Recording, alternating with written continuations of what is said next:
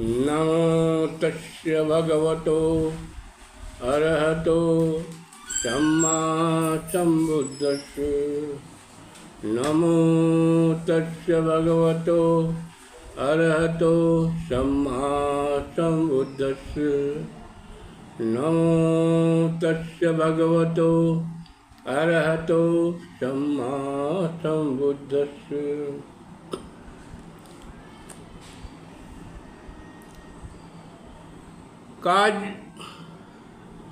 कारण सिद्धांत को समझाते हुए शाक्य मुनि गौतम बुद्ध ने उदाहरण दिया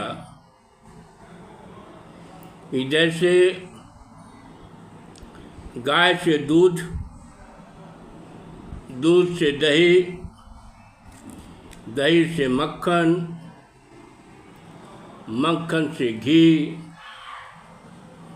घी से घीमांड बनता है। जिस समय दूध होता है उसे दही या मक्खन नहीं कहा जा सकता। उसी प्रकार जिस समय मनुष्य का भूतकाल का जन्म था उस समय उसका भूतकाल का जन्म ही सत्य था, तथा वर्तमान व भविष्य का जन्म असत्य था। उसी प्रकार जब मनुष्य का भविष्य काल जन्म होगा तो उस समय भूतकाल व वर्तमान काल का जन्म असत्य होगा।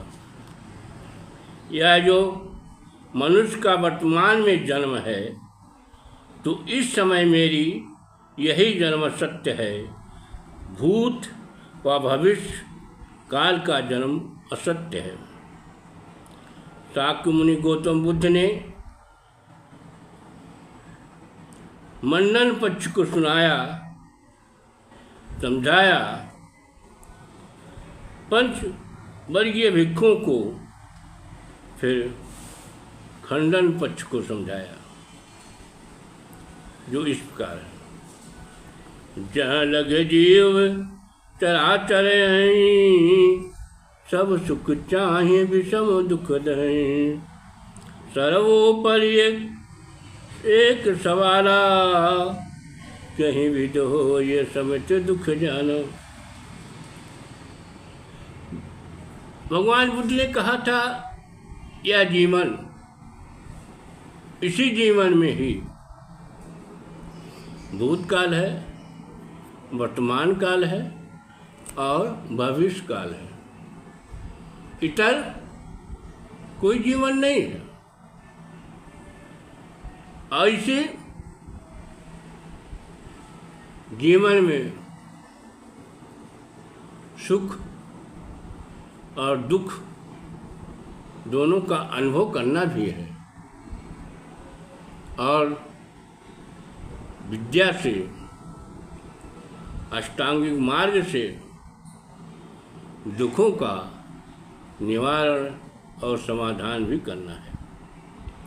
संसार में जितने भी चर अचर जीवधारी हैं वे सब चाहते तो सुख हैं, पर उन्हें भीषण दुख में जलना पड़ता है। इन दुखों के समूह को कैसे दूर किया जाए, यह एक प्रमुख समस्या है, प्रॉब्लम है। दूर करे दुख दारुण जोई, धम्म जगत सर्वोपर सोई। प्रचलित धम्म जदप जगनाना, छूहि नाक्षर पति प्रश्न प्रधाना। जो संसार के दारुण दुख को दूर कर दे वह धर्म सर्वश्रेष्ठ है। यद्यपि संसार में अनेक धर्म प्रचलित हैं तो भी वे प्रधान प्रश्न को कभी छूते नहीं, सच नहीं करते हैं।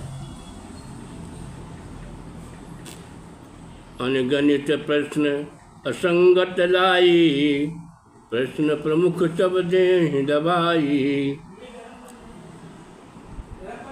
बीज ही पाम भये सिर पीरा, प्यास ही आगे तपा मही तीरा। वे सब अगणित असंगत प्रश्नों को सामने लाकर मुख्य प्रश्न को दबा देते हैं। पीड़ा तो सिर में है, पर दबाते हुए पैर को है। लगी प्यास है, पर वे तपाते हैं आग। भय अति भ्रष्ट भ्रमित मत भोरी, गाय गुमी बन खोज घोरी।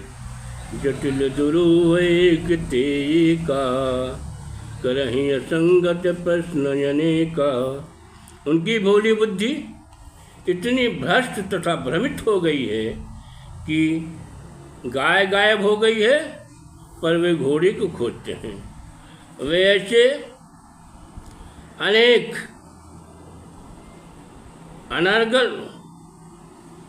प्रश्न करते रहते हैं जो एक दूसरे से बढ़कर गूढ़ और कठिन होते हैं, लेकिन मुख्य प्रश्न को नहीं छूते।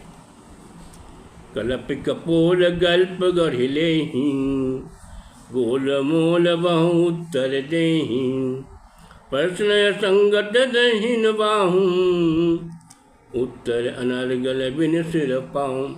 वे स्वयं ही प्रश्न करते हैं और अनेक कपोल कल्पित गप्पें कहानियाँ गढ़कर स्वयं ही उनके गोलमोल उत्तर भी दे देते हैं। वे दाहिने और बाएं असंगत प्रश्न उठाते रहते हैं और बिना सिर पैर के अनर्गल उत्तर भी देते रहते हैं।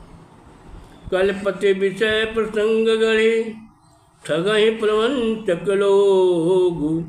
मान न मान धर्म महो, ते सब खंडन जोग। ये धोखेबाज लोग अनेक कल्पित विषय और प्रसंग गढ़कर संसार के लोगों को ठगते रहते हैं।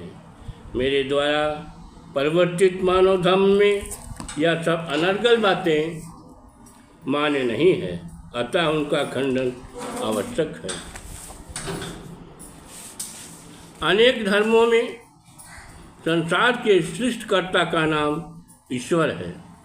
जैसे अनेक नाम से विभिन्न वजूद किया गया है, इसलिए सर्वशक्तिमान भी कहा जाता है, सर्वव्यापक भी कहा जाता है, सर्वज्ञ है, अजन्मा है, अदृश्य है, अजर और अमर भी कहा गया है। ईश्वर अकेला है, वह विशाल ब्रह्मांड का सर्वोच्च शासक है।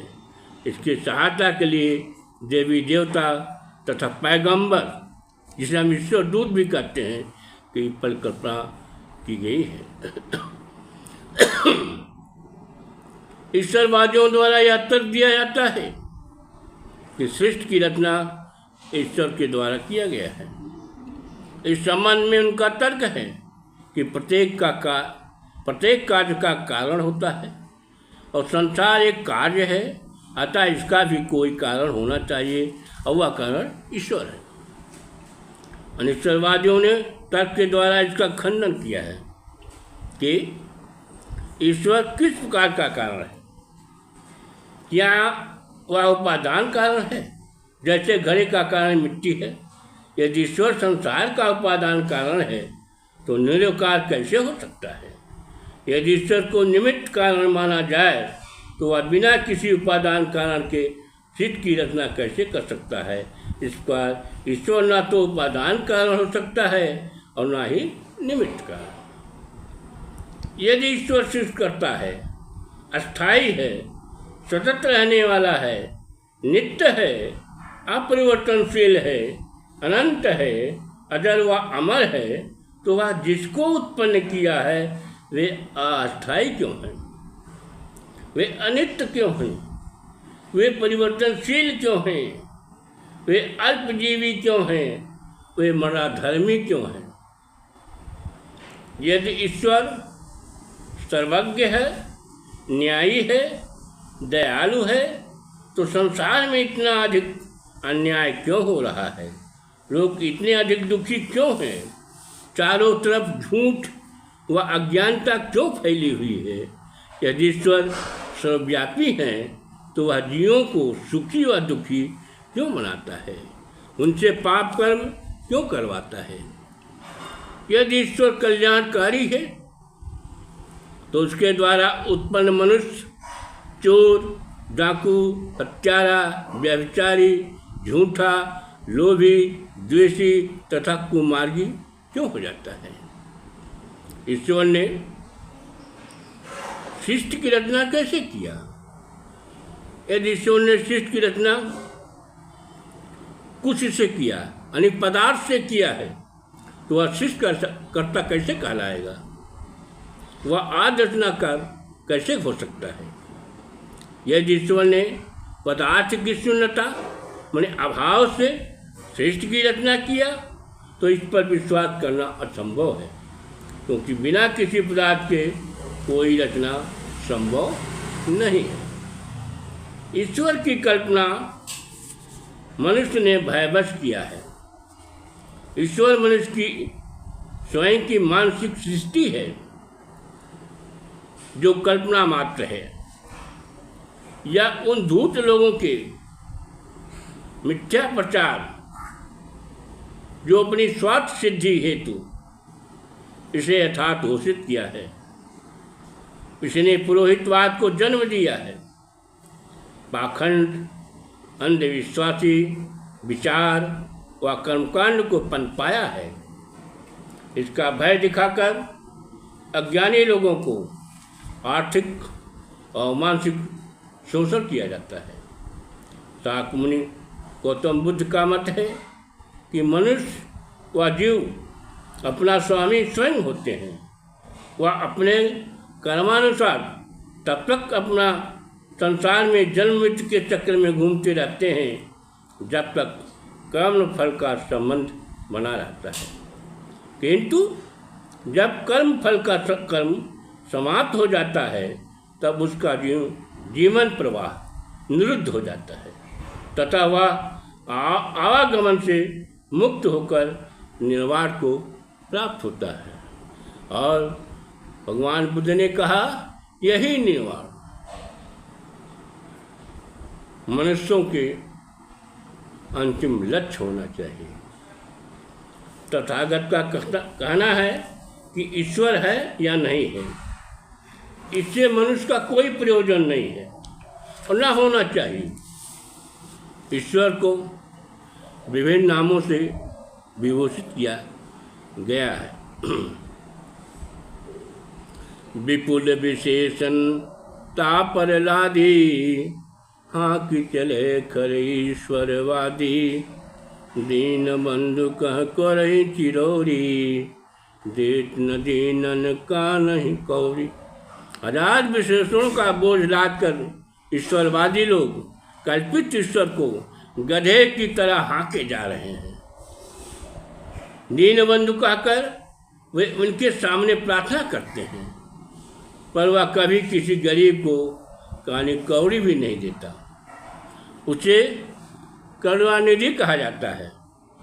काटत कंठ कलोरे कसाई, करुणा सिंधु न होत सहाई, मरहि असंख्य अकाल चपेटा, मुलत न आये विश्व भर पेटा।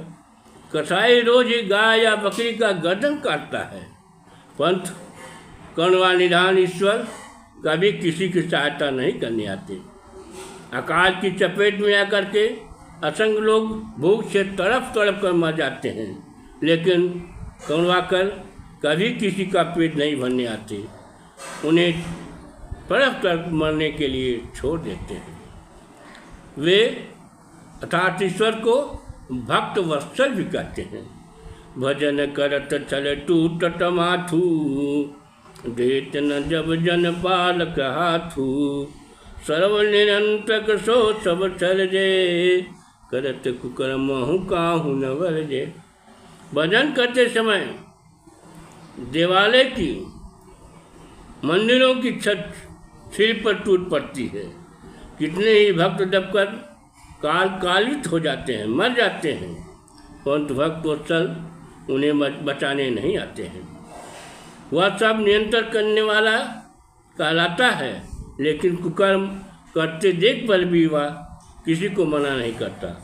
उसे सगुण या निर्गुण भी कहा जाता है। बंदत नीक निंदत नागे, सब कर मूक समस्त खिलागे। निर्गुण सगुण कहीं सबको, सामर से बतावहीं दो। ना तो अच्छे लोगों की प्रशंसा करता है, ना तो बुरे लोगों की निंदा करता है। वह सबका मूक समर्थन प्रतीत करने वाला होता है। उसे लोग निर्गुण कहते हैं और सगुण भी कहते हैं। इस बार उसे एक साथ सफ़ेद व काला दोनों बताया जाता है। यह कितना विरोधाभास है। भक्त मदारे न हाथ परी, कोस भयों भगवान। ताहि न चाहि कुदाहि सब, पालहि पेट जहान। भक्त रूपी मदारियों के हाथ में पड़कर भगवान बंदर बन गया है। वे सब उसे नचा कुदा कर अपना पेट भरते हैं। भगवान को दयालु भी कहा जाता है, सगुण वाला कहा जाता है।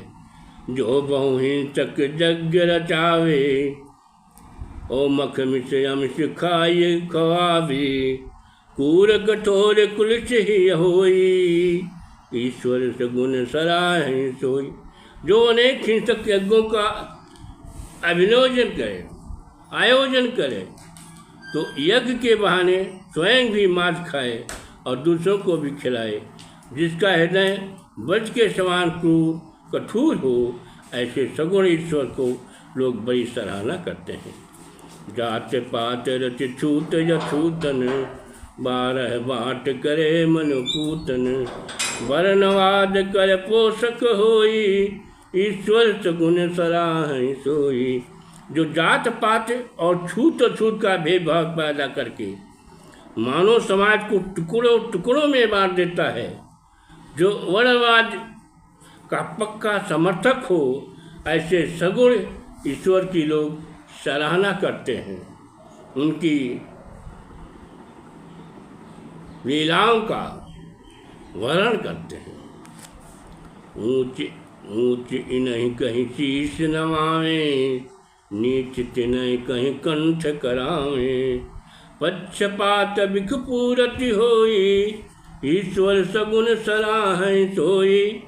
जो कुछ लोगों को उच्च कहकर सिर पर चढ़ाते हैं और कुछ लोगों को नीच कहकर गर्दन कटवा लें, ऐसे पक्षपात के जहर से भरा हुआ हो, ऐसे सगुण ईश्वर को लोग बड़ी सराहना करते हैं, वंदना करते हैं और पूजा करते हैं। जो नारिन के सांसत करई, करे न तान प्राण बरुहरही।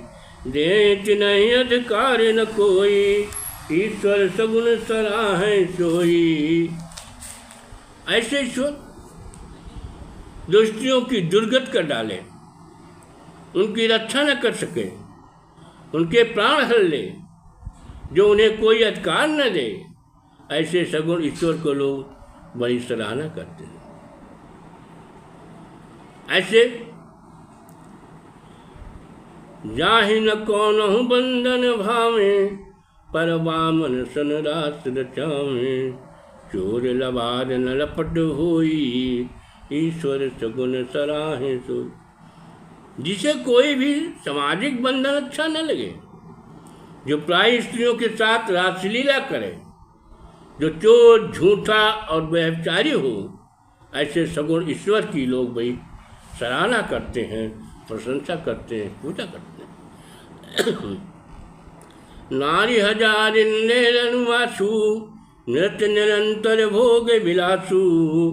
रन बरन पारंगत हुई, ईश्वर सगुण सराहे सोई। जो हजारों स्त्रियों को अपने रजमास में लेकर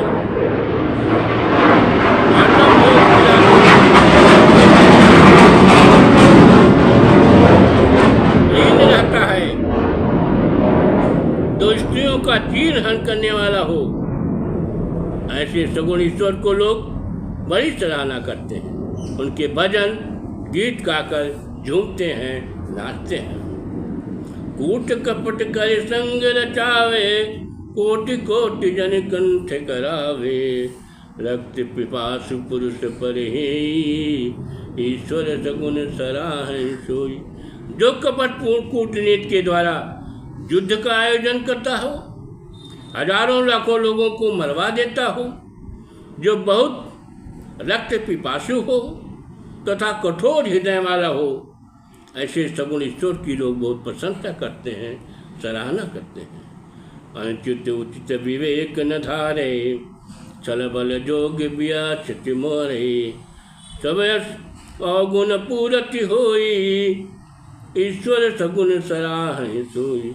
जो उचित अनुचित का विवेक न रखे, जो छल बल के प्रयोग से अपने विपक्षियों को अपघात करे, जो सभी दोषों और दुर्गुणों से परिपूर्ण हो, ऐसे सगुण ईश्वर की लोग बहुत सराहना करते हैं। सगुण ब्रह्म नर रूप धरे, करत विविध अपकार। गप्पन की बकवास में निर्गुण करत विचार। इस प्रकार सगुण ईश्वर तो मनुष्य का शरीर धारण करके तरह तरह के पाप कर्म करता है, दूसरों और निर्गुण ईश्वर गप्पियों के विभिन्न बकवासों में भी क्रीड़ा करता है। ऐसे ईश्वर की जो सगुण होते और जिनको निर्गुण कहा गया है, निराकार साकार कहा गया है, ऐसे ईश्वर जो कल्पनातीत है, जो अवगुणों से भरपूर है, उसकी संसार पूजा करता है, वंदना करता है। नमो।